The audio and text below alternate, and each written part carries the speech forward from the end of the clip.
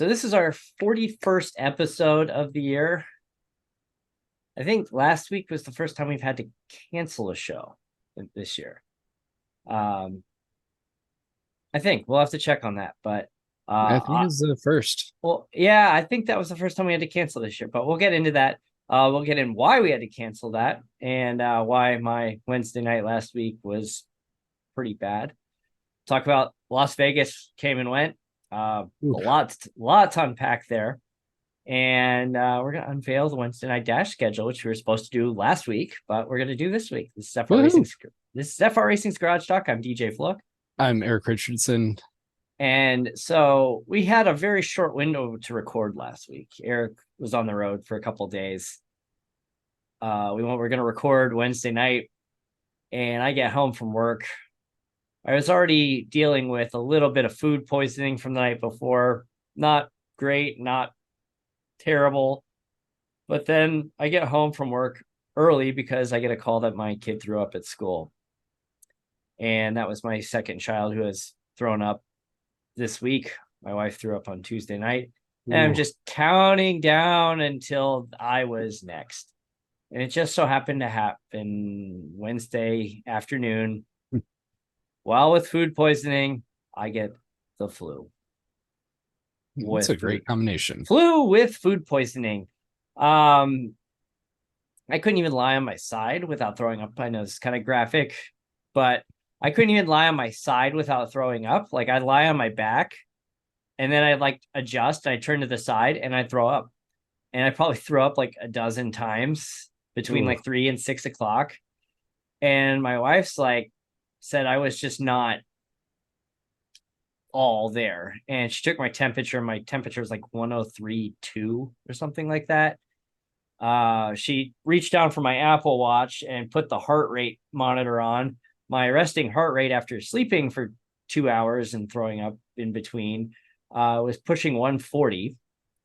It's like a workout. Yeah, it was a workout. I'm just not all there. And she's like, I'm calling 911. And she called 911.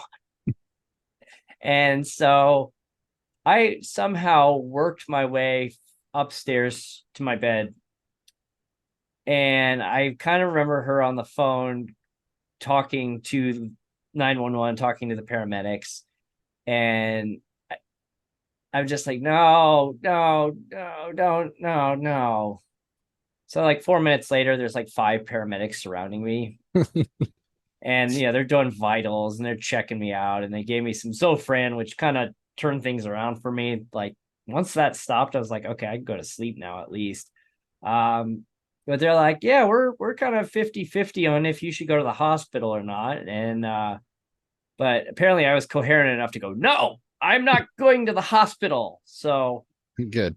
Yeah, so I didn't go. And we got a cat on. Yeah, we got a special guest. So I spent the next couple of days kind of bouncing back from that, and that sucked. Never had 911 called on me before. I've had one ambulance ride. I've called 911 for car wrecks, like witnessing car wrecks or being in a car wreck where I wasn't injured, but I called 911. Yeah, I've done that. But what was your ambulance ride? When I was sliding skeleton in Lake Placid. Oh, no. No kidding. I don't think I knew that. Yeah, that one wasn't too fun. Yikes. I bet that ambulance crew goes out to Lake Placid quite a bit, to that facility. Oh, I bet. They probably have like a delivery. It's like, their milk run where it's like, all right, we're just going to swing by Lake Placid's, bobsled skeleton luge facility today and see if anybody needs a ride to the hospital. Yeah, I ended up getting cleared. I was back on track just a couple days later. So I don't think we've really ever talked about this before, but you trained with the U.S. Olympic skeleton team, or I don't know, to be trained. I'd put it more, I was there and I was sliding with Olympic hopefuls at the time that later did become Olympians. You're trying. I mean, you were trying to make the Yeah, I team. was trying to learn and develop. It's a brand new sport. It's not like you can just go down the street and This slide head first at 60, 70 plus miles an hour. with just a sled, basically. Yeah, and a helmet. It's yeah, yeah. You're basically a torpedo down an ice tube, not even a tube. It's like Yeah, it was fun though. bobsled is like at least you're in the sled. You got somebody driving it. You got somebody running the brakes in the back. Uh, Skeleton's actually the safest of the three sliding sports. Believe really? it or not. I would have You never have such guessed. a lower center of gravity, I would have and you're guessed spread out. on the fact you're going head first is the but then again, there was the issue in the Olympics years back where or there was an event, I don't know if it's like the actual Olympics, where a bobsled team was decapitated when a sled flipped. Really, Not sure about that one. yeah, gruesome stuff here. I'm pretty sure that happened. I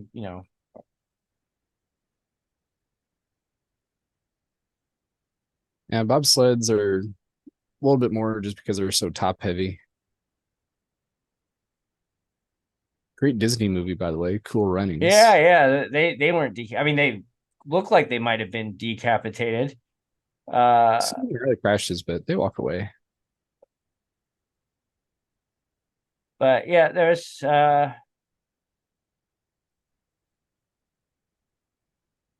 yeah, the in 1966 near Lake Placid, the world champion Italian driver Sergio Zardini was decapitated. Hmm. So okay, so it was many years ago, but it happened. See, I was a little off on the prediction on a few years back. I mean, that's many years back. Safety's come a long way since then too. That yes, that is true. I mean, you could say the same thing about auto racing in general. I mean, you look at Le Mans in the 1960s, like the 1950s, 1960s. That was like peak death period for Le Mans. Like you look through it, it's just like if somebody didn't die at Le Mans, like that was unusual for that time. And then finally, like I mean, it's been some years since there's been a death at Le Mans. I'm looking now. Not how I Uh, normally start a show here, but yeah, well, really gruesome here. Yeah, so sports history. yeah, You so like it? here, here's the Not the bad 1950s. parts, the history. So these are the races with the death starting with the 1950s: 51, 53, 55, which has the 1955 Le Mans disaster. 56, 58, 63, 65, 66, 67, 69. Another one on 69 was the a test session, and then there was one on the actual in 69, 72, 76, 81. And yeah, I mean, it's just there were a lot of deaths in the 60s and 70s. 2013 was the last time there was a death. 10 It minutes just speaks a in. lot to the advancements in driver safety and car safety. It's really amazing just what it's done even in the last 20 years. Well, and the other thing too is like a lot of these were, drivers went over guardrails and crashed into trees, and it's like they've redesigned the track or taken the trees out, or yeah, They have that catch fences now, yeah. not just a foot and a half tall guardrail. Or you look in IndyCar and NASCAR with the safer barriers. That's made a huge difference. Mm-hmm. Um, Tony George, who gets a lot of criticism, I mean, he was the one who put money into that. I think it was the death of Scott Brayton in the mid '90s at Indy kind of spearheaded that, and I think it was the University of Nebraska he worked with, and they essentially funded the research for the safer barrier. Now it's a standard everywhere. Well, and even our NASCAR champion, Ryan Blaney, was critical about Nashville not having safer barriers on the inside wall. Oh, and he took that huge hit Yeah, there. he had a bad hit. But it's like, they rebuild North Wilkesboro, which is that track basically closed pre-safer barrier. And what are they doing after they get the track ready? They're putting the safer barrier in. And if you're not sure about the safer barrier, is the steel and foam energy reduction barrier. Yes. Safer. And it's not like the styrofoam barrier that they tried to test with in Ari Leindyke, I think, in In the Indianapolis. IROC race. Yeah. Just exploded and made the crash like 10 times worse. And I mean, it was bad, but it cushioned the made it crash. worse. It just took like an hour to clean up all the styrofoam that exploded everywhere around the track. But hey, it's innovation. Safer barrier is cool. That's probably the most important safety innovation in motorsports in the last, long time. So, was there a Formula One race over the weekend? Yeah, there was actually. There was. Oh, I wonder where that was. Oh, it did I think involve Vegas. Yeah, was it? Oh, I heard it was I thought it was a circus because I heard Max Verstappen say stuff about looking like clowns. Yeah, I think that was also reference to the Hunger Games. Yeah, there was. It's and it's funny too. People are giving Max a lot of crap because he spent the whole week ripping the place, and rightfully so. Like he was ripping the event and the Do we practice start with the session. race first, or do we No, talk about we the gotta event first? we gotta do the drama in the event. Oh, there guest appearance again by my cat. Well, we gotta talk about the event because that's Man. that's like 75% of the story. I mean, the race was great. Don't get me wrong. I was planning on walking away about halfway through to go like get ready for bed. And I was glued to the TV the entire time. And the next thing I know, it's over and it's 1 a.m. I'm like, crap. But So I think we covered a lot of the buildup. I yeah. think we're up to kind of the week of race now, aren't we? Yeah. Yep. So event shows up. They're on Wednesday. They have this opening ceremony and they have Kylie Minogue play and 30 Seconds to Mars and John Legend, and then they introduce the drivers. They're being lifted on like elevators. Yeah, they're on these like platforms and then they like lower them into the ground.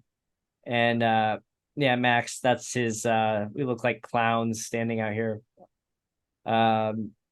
It got off to a interesting start. You can tell these drivers do not like these special intros and all the theatrics associated with it, but it's like I think they could Las maybe Vegas. deal with it if it was Monaco.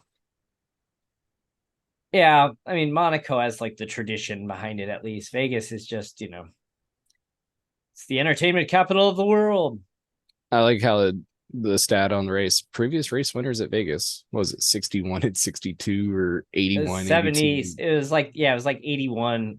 It was so long ago. I don't remember. And it was in the outdoor parking lot of Caesar's Palace that was turned into like a 2-mile track that looked like fingers. Yeah, and nobody showed up to it, so it was canceled after a couple of years. And Thursday, it's freezing cold. You get the quote from Ross Brawn, who is a brilliant guy. Like he was behind the Braun GP team, and he was the technical guy at Ferrari for all those the peak Schumacher years. Obviously a brilliant guy with the car, but as the head of the competition committee or whatever his title is now, made some quote about they didn't think about what the temperature would be when they scheduled Las Vegas at night in November. You're in a desert. What was it? The second or third coldest event? I think it ended up being a little warmer than they were predicting, but Canada was still the coldest. And I think it was either second or third. And I haven't seen the official race temperature on it. You could see coming out during FP1 on Thursday that there was some hesitation by the drivers because they just brand new track, recently paved. There's no rubber on the ground. It's cold, and we get 8 minutes in, and a weld breaks on a water manhole cover and it explodes off into the bottom of Carlos Sainz's car. Does $2 million in damage to his car, 1.5 to 2 million, depending on who you ask. And he got a 10th place grid penalty. Because they changed parts and FIA said, well, there's nothing that we can do about it. There's also the rumor that, well, I think Mercedes may have admitted it, but they said that, hey, that's the rule. That's the rule. So, I mean, it is the rule. It's a stupid rule. It's not his fault. He didn't wreck the car. Your track fell apart. When the track causes the damage, there should be an exception for that. Yes, I agree.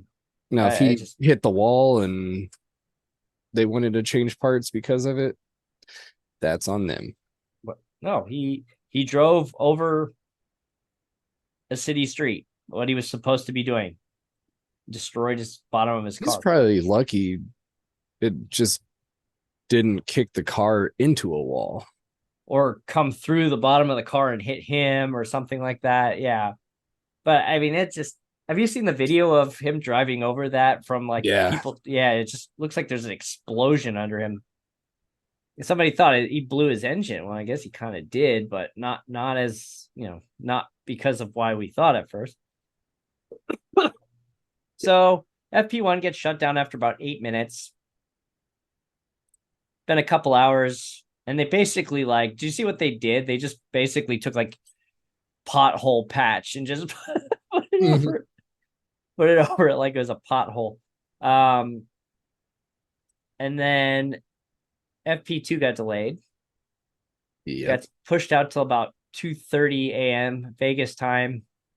And they have FP2, but they kicked everybody out. Well, the few people that had stuck around got kicked out of the stands because of either something to do with staffing or that they were having to open roads back up. I don't know what the official I thought I heard staffing, that they didn't have enough security, and yeah, I heard that. They kicked everybody out. And then they said no refunds to the people. Then they said, oh, well, if you had a 1-day pass and you came for Thursday, we'll give you a $200 merchandise credit to the shop. Which you still have to pay shipping and handling. And class action lawsuit was filed, by the way. Yes, on behalf of the fans. But I guess I think I heard that they're giving refunds, which you have to. Yeah, you kind of need to. The event didn't happen. You have to give a refund. It's like even if it rained out, even if there was lightning, they reschedule it. But in this case they didn't, so they have to refund you. And they asked Max, who was filter off, and said, "Hey, Max." And they said that they weren't giving a refund. Oh, and their statement basically said, "It happens." Response, very very empathetic response from the committee. But Max is like, man, if I was a great start, he goes, if I was a fan, I'd be ripping that place apart right now. Man of the people. I think Max had about 24 kind of zingers clips. He had some really good zingers this weekend, but people are giving him crap for spending the whole weekend ripping him apart, and then he wins the race and his tune completely changes and just we'll get into that in a second. He's right and wrong. Yeah, I think it's fair that he can criticize and point things out. Maybe you shouldn't because you're in the series, but good for him. Friday comes along. FP3 is relatively uneventful. Both McLarens end up out in Q1. Both Williams end up in Q3 for the first time in 6 or 7 years.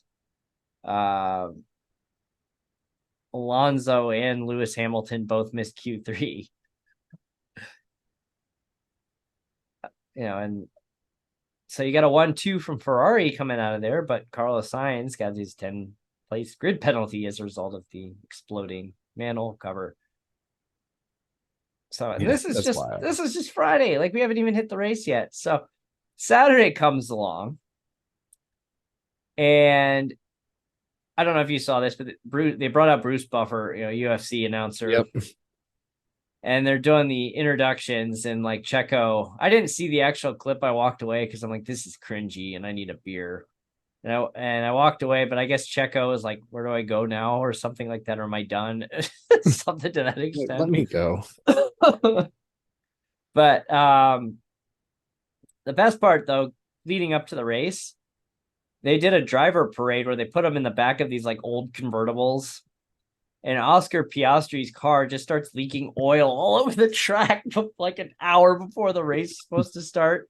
And so they're frantically there, like, dumping the quick dry onto the track and trying to sweep up all the oil. And it was, it wasn't the racing line that where the oil was, but it's just like, oh my God, what next? And the race still hasn't started at this point.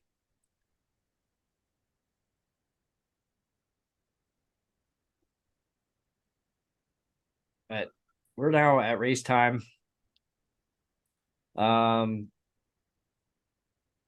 Max gets a 5-second penalty for shoving Leclerc off the track, way off the track. I think somebody made an illustration where they put like 5 Red Bulls in the space where, like, Max, from the white line from where Max like actually ended up, got his 5-second penalty and made his comment of like, oh, that's okay. Give him my regards or something like that. Yeah, I like how they were He was just talking about it during the race of that penalty at the time almost was not a penalty. It was like, yeah, it was give up the place. And then it's like, okay, so maybe he's not going to run away with this one. But also on the opening laps, Alonso goes for a move, has no grip, spins himself out. Checo loses his front wing. Where have we heard that one before? That wasn't his fault. Sainz spun. Sainz spun. Valtteri Bottas, I think, went into Alonso twice. Like, the first one was off the crash, but I think he gave him a second little tap. And I think he got tapped from behind too. Yeah, it was a mess. I mean, there's just no grip on those in that opening lap. But then, man, Lando Norris, 5 laps in? See, he ended up bottoming out and it just kicked his car around. Yeah, and he just went for a ride and took a pretty big hit. Yeah, I hadn't seen it as I came in with about 17 laps to go after getting back from the trip I was on. So I'm like, yeah, it's 17 to go. I'll just watch it. And I heard him mention like Norris at a hospital. I'm like, what? Yeah, it was purely precautionary. That's a pretty good hit. And he posted on his social media later of him giving the like I'm okay sign.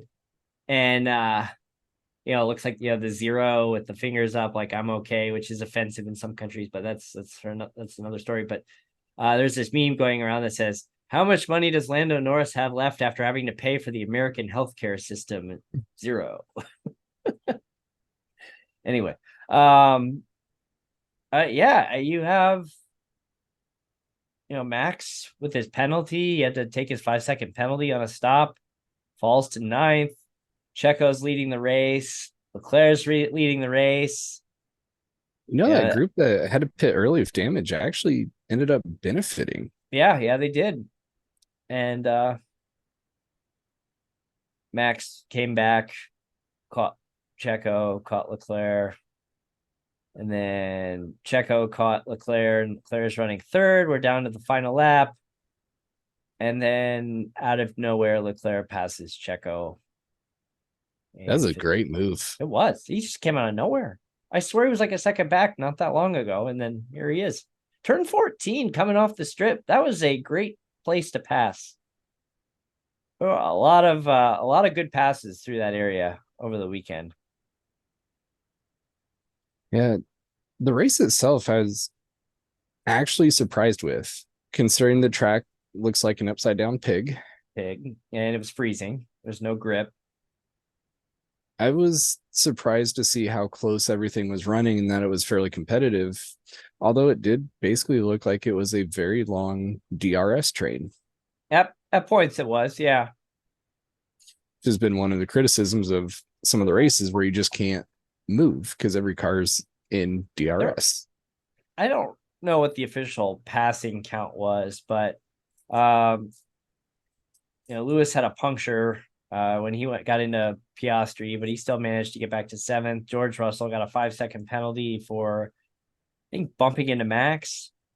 Oh yeah, and Max even got into a little scuffle with George Russell. Yeah, some were saying Max, like, he was in the wrong, shouldn't have done it. Russell was like, yeah, I didn't look at my mirror. But yeah, that was like, Max was like really jolly after that. And it's like, he was so angry the whole weekend, and rightfully so. And then all of a He's sudden, probably just glad to be done. Like, he's singing, finally. he's singing "Viva Las Vegas." And honestly, though, I think it was more he was challenged. He really had to race. He really had to earn that win, drive. and he has not been really challenged much this year. Well, how many races do we watch where it's like 30 seconds ahead? Well, and he's watching on the video boards as he goes around the track. Like, he knows what's going on because he's watching the race. I mean, he had to work his way up from 9th. He had a penalty. He got into it with George Russell, had a little bit of damage. I mean, he only won by... This is only a couple seconds. It wasn't even a couple seconds. I think it was those guys were right there behind him. At most it was 2. But I'm pretty sure it was under a second.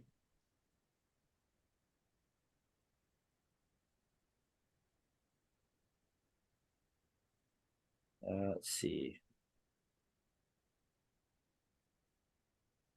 Oh, I'm sorry. You're right. It was 2.07 seconds. It was about 0.3 of a second between Leclerc and Perez. But yeah, and Ocon finished 4th. Lance Stroll 5th, Sainz 6th, who's started 12th and spun. Yeah, wild order of finish. Hamilton 7th, Russell 8th. Russell had a 5-second penalty that pushed him down to 8th. And we found that Williams and Haas could qualify, but did not have race pace. Nope. They're overheating the tires.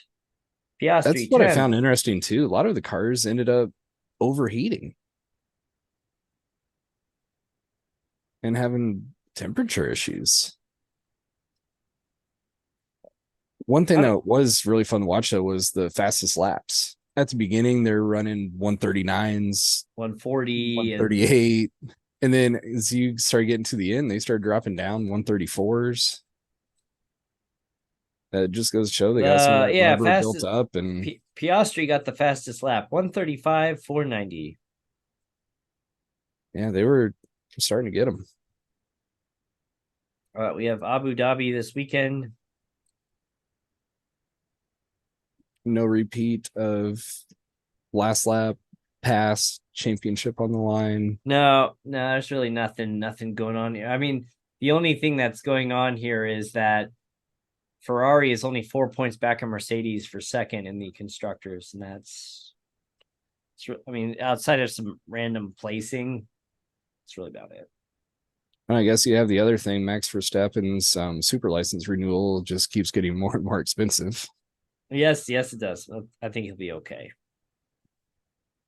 Yeah, I think it'll be fine. It'll be fine. Oh, and then I did like the stuff on social media. I paid $5,000 for these seats, and you can barely see the track. Yeah, you saw like half the fence. Spectator viewing has something to be desired. Yeah, and then they were putting up like curtains to block the view, and people are ripping down the screens and trying to climb up, and someone put a video of like one of the pedestrian bridges, and people are like stopping, and the security's like, nope, keep walking. It's just, yeah, they need to work on the logistics of the fan experience. And I hope they learn their lesson, but something tells me they won't. Probably not. Like, price this thing better. Like, just price it better. If you price it more competitively, like, I know that's not what they wanted. They didn't want real fans there. They wanted the high rollers flying in from around the world, like Monaco, and fill it full of high rollers, and they didn't get that. They had to frantically sell tickets at the last second for fractions of what they were hoping for. Hotel rooms were below what the typical average for this time of year should have been because they essentially tanked demand. I mean, I was considering going, and then I saw how much they were charging. Like, nope, not going. Yeah, we would have looked at going out there and finding a way to make it work, and then prices come up. Nope. Yep. But next year, middle of October, should be a little warmer. Maybe they'll think twice about pricing, but I doubt it. We'll see. I did just read something. I guess Chase Carey during the grid walk let slip that they're maybe looking at New York City. Yeah, I heard that. It's like, what are you can't put 4 races in the US. Like, you shouldn't have 3 anyway. This article is looking like maybe taking away Texas. You can't take COTA away. You can't take that COTA away. It's such a better track than Miami and Vegas. Although Vegas made it competitive. Like, they need to going to put it in COTA. New York. Like, I guess they saw what happened in Chicago and like, hey, this is a great idea. Let's go to New York. Like, no. Logistically, going through New York, you can't do it. Like, it's so small. You're going to race through Times Square. That's going to be your goal. Good luck. Could you imagine shutting down Times Square? I mean, and they do it for New Year's Eve, but could you imagine shutting that down for like an entire week and shutting down like a 5-mile? Not even just a week. Think about all the repaving and construction that you'll have to do. Oh, God. There's no way. I don't think you could logistically make that happen. Stay at COTA and get rid of the other US dates. Stay at COTA. If you want to have another US date, go to like Laguna Seca, go to Watkins Glen. Ooh, Laguna would be fun in F1. Could you imagine those giant cars trying to go through the corkscrew? How about Road America? Have they had a Formula One race at Road America? I don't know. Road Atlanta could be a fun one too. I think IndyCar should go to Road Atlanta.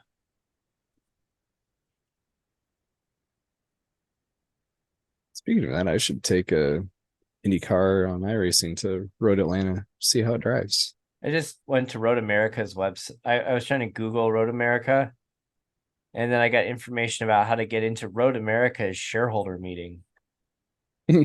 How do you become a shareholder of Road America? I want to know.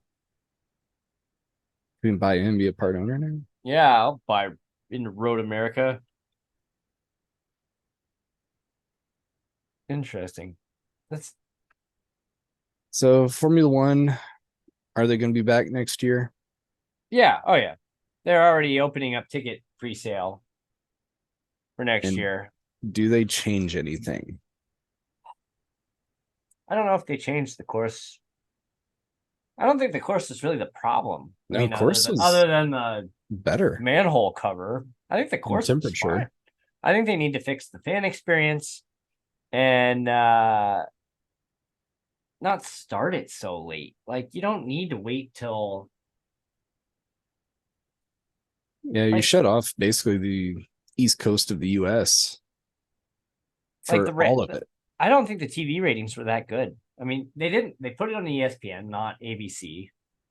And they started at 1 a.m. Eastern on a Sunday morning.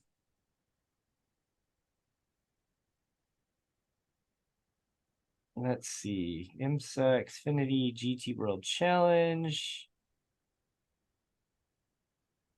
Nope, Formula One is never. It's an FIA grade 2, so they wouldn't even be able to go there.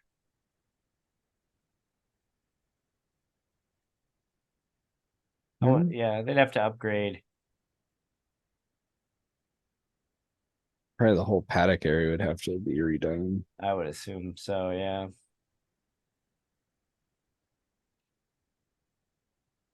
Do we dive into, at least briefly, the other big news in motorsports? Are you talking about motorsport games or something else? Yes, motorsport games. Yeah. What do we tell you? Motorsport games, IndyCar game is officially done. And not Because by they done completed, I fired mean they in the fired trash the can. entire development team. Well, I guess not fired. They let him go because They're, they have no money. they're broke. And they're But like, I well, think we're figuring out ways to complete this. I'm like, how are you supposed to complete it if you lay off your entire development team? I think we can probably go back, and I'm pretty sure we said this would happen when it was kind of announced. Yes, indeed. Nobody is surprised. So in IndyCar is trying to figure out what to do. iRacing's made a comment of it would take a couple years for a game to come out on console. I don't care. Like they need a presence somewhere in the gaming industry. So they need to give iRacing the old license back. Like who cares if they get the console Yeah, or let the not? sim come back. Put the NTT logos back up there. Let them broadcast races. Let them do the iRacing Indy 500. Let them call it the NTT IndyCar Series again, not US Open Wheel Class B and C. Let them go to the actual courses that they have in iRacing. That's a good start. After that, I don't give a crap.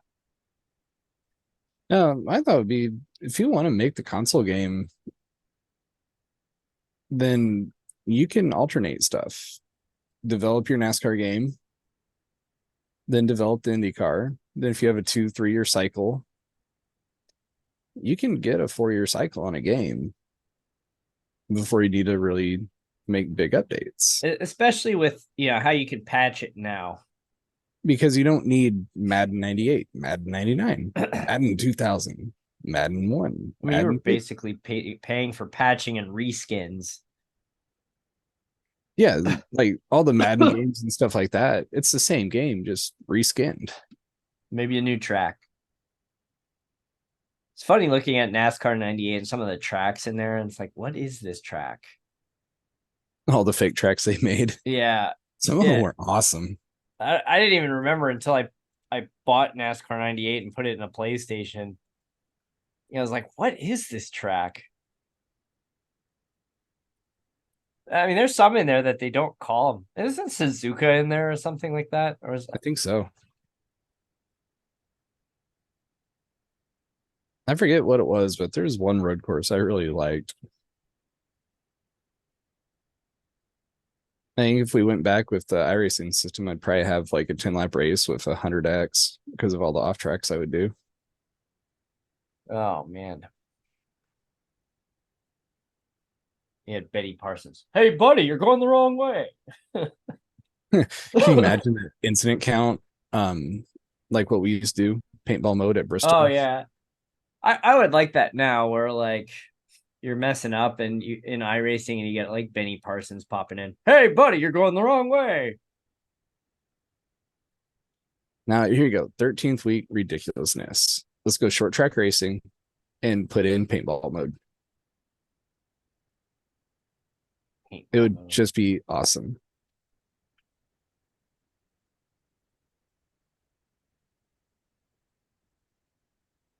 Oh, so we're crossing our fingers. We don't have a BCD schedule yet, but Yeah, we have a couple in the works, trying to give it just enough time to see what is going to happen here. Because if we see that there is a green light that races can be broadcast, we want to bring we're moving quickly behind closed doors to your viewing pleasure from a TV perspective, because not the in-car. Yeah, because it's been great, and the fact you can't see it beyond one person's car if they're not involved, yeah, you're missing out. I've had a lot of fun. I'm glad I've been able to make time for it. So we'll figure that Yeah, I've out. had a blast in that series and be able to go back and watch these races. They are wheel to wheel. And then speaking of schedules, though, we do have Wednesday night dash schedule here. And we got an announcement, don't we? Yes, we do. Well, let's put it up there. All right. So let's go through the Wednesday night dash. 10 races, one road course. Our short track week. I mean, what do we count? I mean, we do have Bristol in there. We've got Richmond. Those are our short tracks. So Richmond's almost like an intermediate. Yeah. I'm excited for a season opener, though. It's a new venue. We have not raced here before. No. We are opening the season January 10th at Rockingham. Going to the Rock. The Rock, North Carolina Speedway. So the Rock, which has been trying to finagle their way back into the NASCAR schedule. We're going to do week 1 there, January 10th. Fun fact, I have been there. It is in the middle of nowhere, North Carolina, and they have a rock out front with names engraved on it. I mean, can't you say that about like every racetrack in North Carolina? It's like out in the middle of nowhere. Yeah, pretty much. Like, North Wilkesboro, Concord Speedway, the Lake Concord Speedway. I mean, even Charlotte Motor Speedway is a little out there. It's out there. Week 2, January 17th, Richmond Raceway. We have not done a race at Richmond either. Another new debut. January 24th will be our super speedway visit to Talladega. Always a lot of fun at Talladega. As long as you don't get caught up. I enjoy Talladega. As do I. We mentioned Bristol will be January 31st. We're going to go under the lights because Bristol's better at night. I don't care what we say. Don't need dirt. We just need lights. Yep. No more dirt race next year. That's true. February 7th, back to Phoenix Raceway. Running during the day there. A little change up there. Yep. It's not our finale, so we are going to do the middle of the season during the day, Phoenix Raceway. And then Eric's favorite week, which he will conveniently not be in attendance for, February 21st. Yeah, I'm busy. We're skipping Valentine's Day week because you need a week of practice and our significant others, Valentine's Day, we're going to the Roval.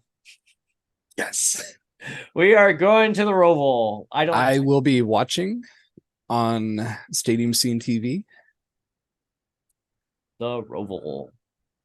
February 28th, we're heading to an oval at Indianapolis.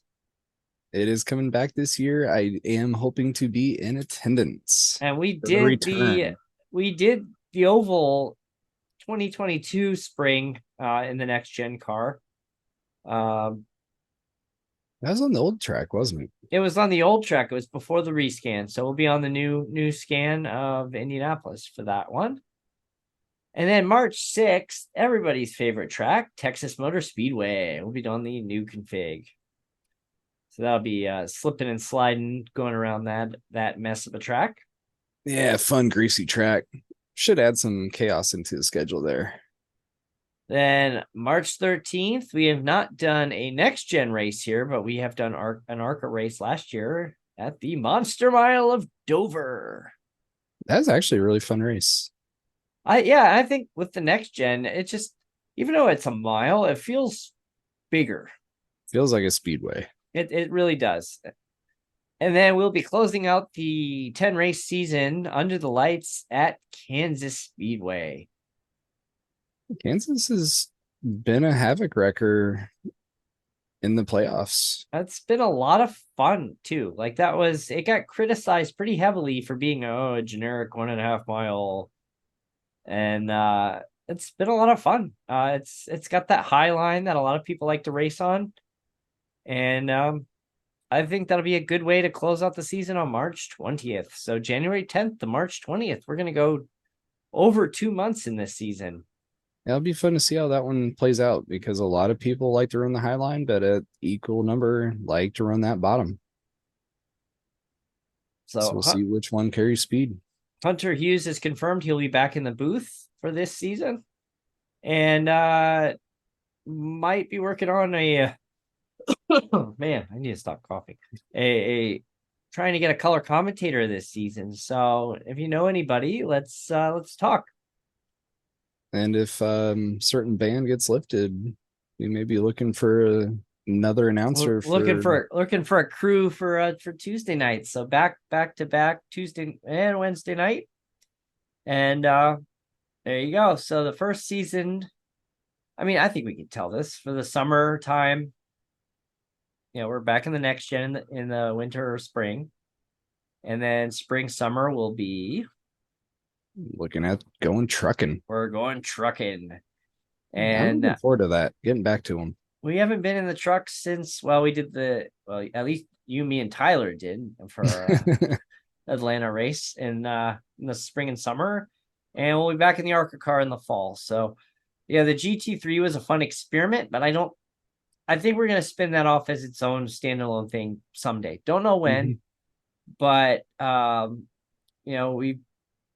we've obviously, we met Ian Miller through that process. I mean, that was a great help, for us. Ian's been awesome coming in, and he's experimented in the oval world, but he's also been doing endurance racing with us. So the obviously had a huge impact for us having Ian come in and finding our GT3 season. But for Wednesday night, it didn't really have the interest that we thought it would. Yeah, if we could target maybe more to the European side, I think we could get it. I think if we do it like a Saturday morning thing, do like a Saturday morning sprint or Sunday morning sprint, and probably maybe something else to be on the lookout for, not imminently, but some point maybe in 2024 on the SRX series. Yeah, they got the SRX scan done. Don't know when that'll get released, but we're talking about an SRX league one night. We've experimented with potentially doing a super formula series. So we got a lot of ideas in the works, but what we're trying to do is we got 15 drivers last year into Wednesday Night Dash. We're trying to get that number up to 20 and hold it, and work on making that broadcast better and make the racing good. It's been a lot of fun so far, both series, BCD and WND. Let's see what we can do. 2024, it's right around the corner. Yeah, the thing is too with iRacing, I mean, wouldn't risk this, but like the reason you had a broadcast ban is because Motorsport Games has the exclusive license. They don't anymore. What's preventing you from broadcasting it? Like iRacing, I mean, I obviously they could just say it's our term that you can't do that, but the reason they're saying that is because they didn't have the license. I mean, I guess technically they still don't, but I don't know. I feel like this is going to get lifted soon. A lot soon. It almost seems like January 1st, we're going to be like, shoot, we got to find a broadcast team or lock in a broadcast team. Yeah, we'll be working on some things. Be on the lookout here maybe in the next few weeks. We'll probably have an announcement or two coming along for some other projects. Yes, we had a meeting today that went really well. Took a turn that I wasn't expecting, but it was good. I think I think we got a fun surprise that we're going to be announcing here in a couple weeks. Yeah. Once we get a few more details finalized, we'll bring that out to you. Maybe even do a special episode of Garage Talk for it. On that note, one more cough. One more cough for good measure tonight. You can take see a drink every time you cough. Yeah, drink every time I cough. You can see up here I've got my Hue play lights. They were mounted to my wall before, but you can see they're now right here, and then there's another one over there. And I have a updated video. I'll update our blog post on the Hue play lights, but they sync to the iRacing flags. And I realized I can set it to a color when there's no flag on there, and then it'll change the light above my head to the flag color. So when it green's out, green light right above my head. And then it goes back to whatever color I have it set to. And white flag, yellow flag. Pretty sweet. DJ keeps upgrading all of his stuff. I still have my desk and kitchen table chair. Yes, but the difference is you're getting better at what you're doing. I'm not. No, you got a lot better during that indie season. Oh yeah. Yeah, Look out for I, DJ here 2024. it's like things are starting to click finally. Like I think it's taken a lot longer than it needed to, but it's like I'm getting that comfort level where I'm scrubbing speed going into corners or coming out of corners because I'm afraid I'm going to lose the car, where I'm like, okay, I can push that a little bit more, or I can get back on the throttle now. Or I don't have to come off the throttle as much going into that turn. Hopefully, I don't jinx anything. But I'm gonna put it out there. 2024, you're breaking through. First win. One of the two. One of the series. Yeah, it's like I've come so close a couple of times now. I gotta. Yeah, you're there. I just need an official win. I also need to do some official races. Yeah, I need to get more into. I gotta look and see what time's that USF 2000 run. It's every 2 hours. I think it's gonna be on odd hours now. Well, we can see. When daylight savings time hits, I go from even hours to odd hours on the series. Oh, that's right, because UTC doesn't. No daylight savings in UTC land. Or in UTC format. Where is it? Here we go. USF 2000.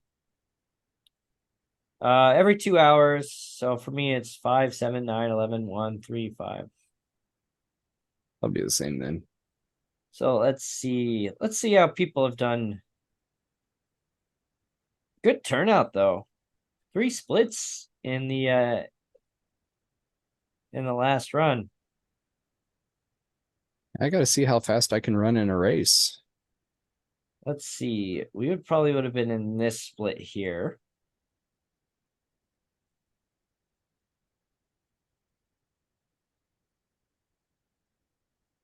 Qualification. Wow. 27,161 for the pole.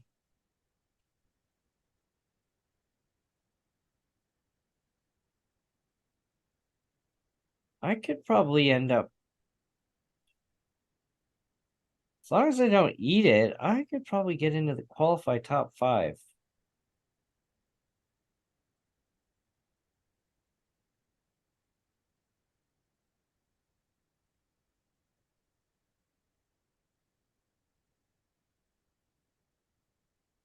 Yeah, I don't know. I gotta get in there. Do some USF 2000 and Phoenix Legacy on the oval. Need to give it a go. I'm sure a lot of people haven't done it. Well, they haven't, but I do have the top time in the time attack. Well, let's see. Let's see if you still do. It's up, so maybe somebody's knocked it off.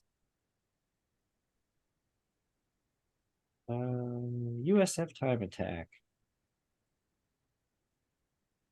You are still number 1. I am number 4. I can hold on for a couple more weeks. That'll be my first top 1. I'm only about 2/10 off your time. 200s off of world champion status.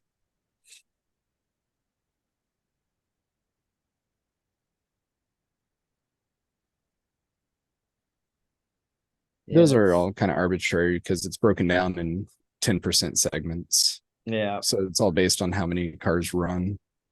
It's funny too, looking at the other times. They have 3 times as many people have run the time attack on the Phoenix Oval as they have any other road course. Oh, I guess the Gateway. Only 9 people have run Gateway. You're currently sitting 6th out of 9 in the. I was first for a while. Then I stopped running it. Yeah, you didn't do the boot at Watkins Glen? I've only done a couple of them. Yeah, Red Bull Ring, Willow Springs, Lime Rock Park Grand Prix. I think I raced that one. You did. You were currently sitting 23rd. Belle That's a pretty Isle. good car in that track. I went to the time trial at Belle Isle. That thing is a mess. Like it is so incredibly bumpy. Interlagos. Yeah, we get a Super Formula League going. I think that could be a lot of fun. They just need a more options for configs. So right now there's only Just the what, yeah, 12 that they 12. ran. Yeah, I'm actually not a big fan of that car. it's different, that's for sure. There's a big learning curve, and I still got to learn. It's yeah, it's not as bad as that Mercedes Formula One car. That's I don't know. I'd almost prefer the Mercedes. I felt better in that than the Super Formula. yeah, at least in the Super Formula, you can make it look cool. You don't have to just use the Yeah. awkward color schemes. I think I have the Red Bull Coda livery on mine right now For the for the Super Formula. Oh, nice. I need to pick something for the USF 2000. I don't have let's I have see. the Ari Lyondike's Domino's car. Oh, nice. That's awesome. Good choice. His winner from 1990. He lives near me, by the way. If you ever run across him, invite him to the show. He posted a photo of him with Max. I'm like, yeah, of course you would. Oh, you do the Kmart Haveline.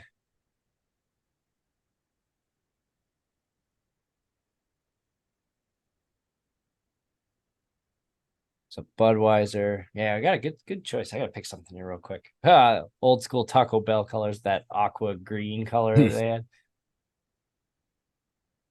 On that note, we probably should wrap. One more, I think, in the season. We'll be back next week. Recap the Formula One season. There you go, the Braun GP. I'll just do that. The Braun GP on there. So we'll be back, close out the year. frracingonline.com and frracing online on social media. And thanks again for tuning in. And we'll see you next week. Take care.